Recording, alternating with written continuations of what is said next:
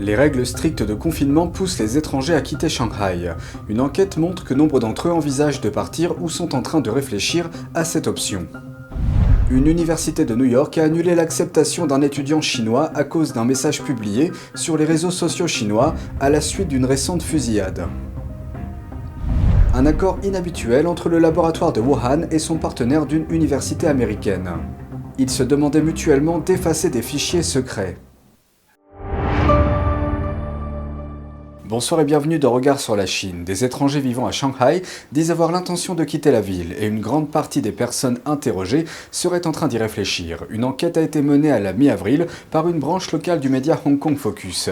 Elle a interrogé 950 étrangers vivant à Shanghai. L'enquête estime que le nombre d'étrangers vivant dans la ville sera réduit de moitié en l'espace d'un an. Près de 50% des personnes interrogées ont déclaré qu'elles prévoyaient de quitter Shanghai dans l'année à venir si ce n'est pas plus tôt.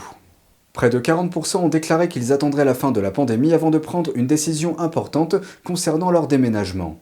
Plus de la moitié des personnes interrogées sont titulaires d'un master. Plus de 210 000 étrangers vivaient à Shanghai en 2020 avant que la pandémie n'éclate, le plus grand nombre parmi les villes chinoises. Les autorités de Shanghai ont annoncé une liste blanche de plus de 600 entreprises à la mi-avril.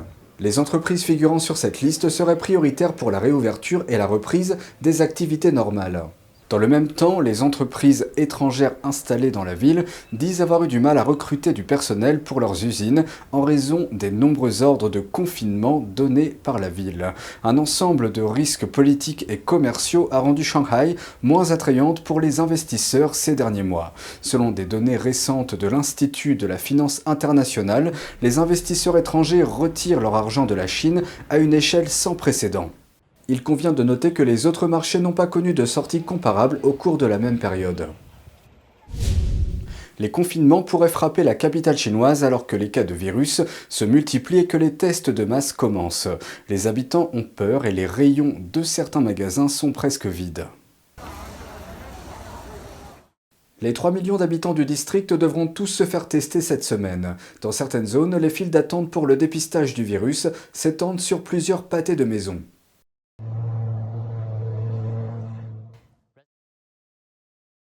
Les résidents doivent se faire tester pas une fois, pas deux. Les 3 millions de personnes doivent se faire tester 3 fois en une semaine. Dans ce contexte, les habitants se pressent dans les magasins et sur les plateformes en ligne pour faire des provisions de légumes, de viande, de nouilles et de papier toilette. Les gens sont un peu inquiets. Certaines plateformes d'achat en ligne sont surchargées de commandes. Cela reflète donc une partie des inquiétudes des habitants.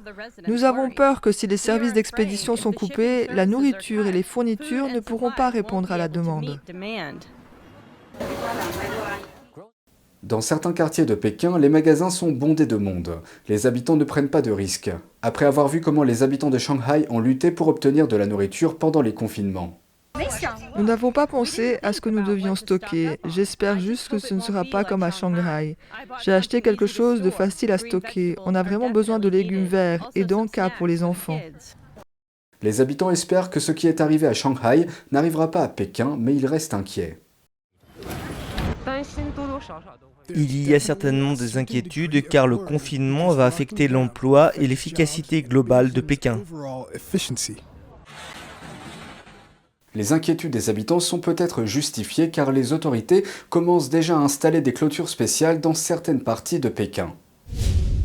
L'Université de Columbia à New York a récemment annulé l'admission d'un étudiant chinois en raison de ses publications sur les réseaux sociaux. L'étudiant, dont l'identité n'a pas été révélée, avait publié sur le réseau social chinois WeChat un message disant qu'il allait acheter une arme et tuer des Américains après son arrivée aux États-Unis.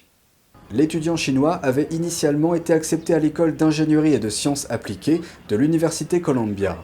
Mais l'université a ensuite informé l'étudiant dans une lettre indiquant que l'école n'a pas d'autre choix que d'annuler l'offre. La lettre a circulé en ligne en début de semaine. Elle était signée par la directrice exécutive des admissions aux études supérieures. La lettre se lit comme suit. Le comportement que vous avez admis avoir adopté, à savoir proférer de multiples menaces de violence sur WeChat en réponse à la récente tragédie survenue à New York, est incompatible avec les politiques de l'université et nos attentes à l'égard de nos étudiants et ne peut être toléré. La lettre dit aussi que l'école prend ces questions très au sérieux. The Epoch Times a contacté l'Université Columbia, mais l'école a refusé de commenter et a déclaré ne pas avoir d'informations supplémentaires à fournir. Pour de nombreux étudiants chinois, étudier aux États-Unis, en particulier dans une école comme celle-là, est un tremplin pour de meilleures opportunités de carrière ou une chance d'immigrer. Selon les réseaux sociaux chinois, les messages en ligne de l'étudiant ont été signalés à l'université par des membres du Great Translation Movement ou TGTM.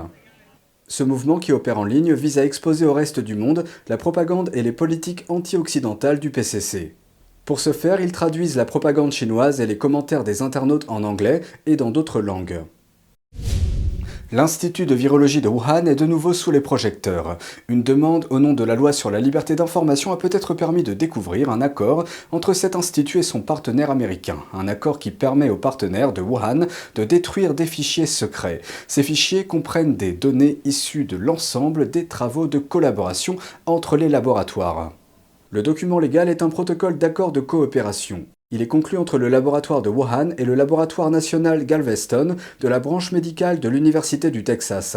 L'accord signifie que l'un des deux laboratoires peut demander à l'autre de supprimer des fichiers secrets à la demande de ce dernier. Le mémo stipule « La partie est en droit de demander à l'autre de détruire et ou de restituer les fichiers secrets, le matériel et l'équipement sans aucune sauvegarde. » Le groupe de recherche d'investigation à but non lucratif appelé US Right to Know a découvert l'information. Le mémo vise à promouvoir la coopération en matière de recherche et de formation entre les deux laboratoires. Ils l'ont signé en 2017 et il est en vigueur jusqu'en octobre. Mais selon l'accord, les termes restent contraignants même après son expiration. Le document stipule effectivement que tous les documents et données sont soumis à une demande de suppression. Le laboratoire de Wuhan s'est retrouvé sous les feux de la rampe au début de la pandémie alors que les spéculations montaient sur une éventuelle fuite du virus. Le laboratoire dément cette affirmation, mais Pékin n'a laissé personne enquêter. Cela a empêché toute enquête sérieuse sur cette théorie. Le laboratoire de Wuhan et le laboratoire national de Galveston se sont associés pour rationaliser leurs travaux sur les agents pathogènes dangereux. C'est ce qui ressort d'une annonce conjointe publiée dans la revue Science. Mais des experts disent que le mémo sur la suppression des données est alarmant. Ils disent que cela pourrait potentiellement signifier que les laboratoires ont enfreint la loi. Par exemple, Reuben Gottman, un partenaire de Gottman, Buechner & Brooks, a dit à Right to Know « La clause est franchement explosive. Chaque fois que je verrai une entité publique, je serai très préoccupé par la destruction de documents. » Le laboratoire national de Galveston s'est associé au laboratoire de Wuhan en 2013. L'ancien directeur du laboratoire texan avait effectué de multiples voyages dans le laboratoire chinois au fil des ans. Et le laboratoire de Galveston a été parmi les premiers au monde à obtenir des échantillons du virus du CDC. C'était environ 3 semaines après que le directeur a demandé à ses homologues chinois de partager le matériel. Le mémo semble contredire les propos des scientifiques du laboratoire chinois. Ils ont dit qu'ils ne supprimeraient jamais des informations de recherche essentielles. Un virologue a déclaré que les allégations selon lesquelles son laboratoire aurait agi de la sorte étaient sans fondement et consternantes. C'est tout pour aujourd'hui, merci d'avoir suivi Regard sur la Chine. On se retrouve demain pour une nouvelle émission, prenez soin de vous et à bientôt.